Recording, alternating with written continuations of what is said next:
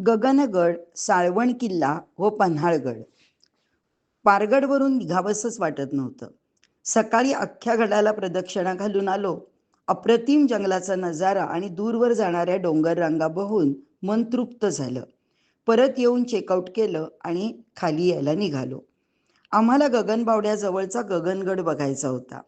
पारगडहून वेगळा रस्ता घेतला जंगलातला. कमाल दाट जंगल, कसाबसा रस्ता आणि कुठेही माणूस नाही ना झोपडी नाही. थार चालवण्याची मजा खरी तिथं आली. अर्थात मनात एक बारीक भीती होती की गाडीला काही झालं तर काय. पण निघालो. थोड्या वेळानं घोटगे गाव दिसलं आणि पुढे महामार्ग होता. देशाच्या प्रगतीचा अनुभव घेत सुंदर महामार्गावरून गगनगडापाशी पोचलो.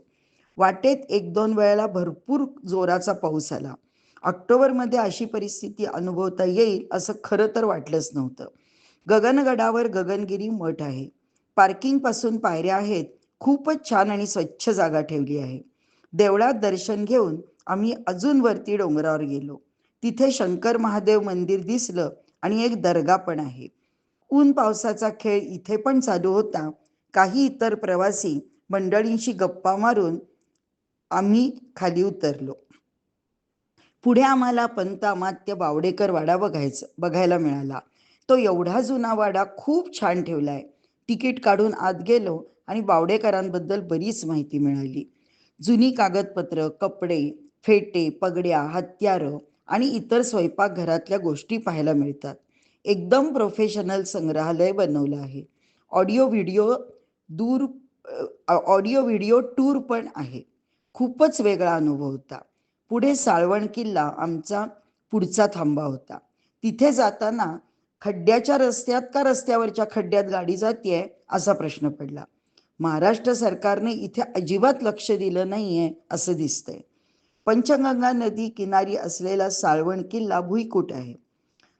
किल्ल्याचे फार काही राहिलेले नाही, पण एक जुने हनुमान मंदिर, फाशीचा खंदक, शिवकालीन विहीर आणि नदीजवळ असलेले झाडाखालचे शंकराचे देऊळ आम्हाला पाहायला मिळते. ते बघून आम्ही आता पन्हाळगडाकडे निघालो. पन्हाळगड खूप गर्दीचं ठिकाण होतंच आणि आता त्याहून गर्दी वाढू लागली आहे, कारण रस्त्यावर बरीच हॉटेल आणि रिसॉर्ट्स बनली आहेत. आम्हाला तिथल्या 3 दरवाजापर्यंत पोचता पोचता सूर्यास्त होत होता. 3 दरवाजा, अंधारबावडी, अंबारखाना, राजदिंडी मार्ग वगैरे बघितलं आणि महाराष्ट्र शासनाने नुकतंच बांधलेलं 13D ऑडिओ व्हिडिओ सेंटर मध्ये पन्हाळ्याहून सुटका असा शो बघून आम्ही अगदी भारावून गेलो. गडावरची इतर ऐतिहासिक ठिकाणे बघून हॉटेलवर परतलो. दिवसभर बरंच काही बघितल्यानं त्याबद्दल गप्पा मारत झोपून गेलो. दुसऱ्या दिवशी परतीच्या वाटेने जाताना 2 किल्ले आणखी बघायचे होते.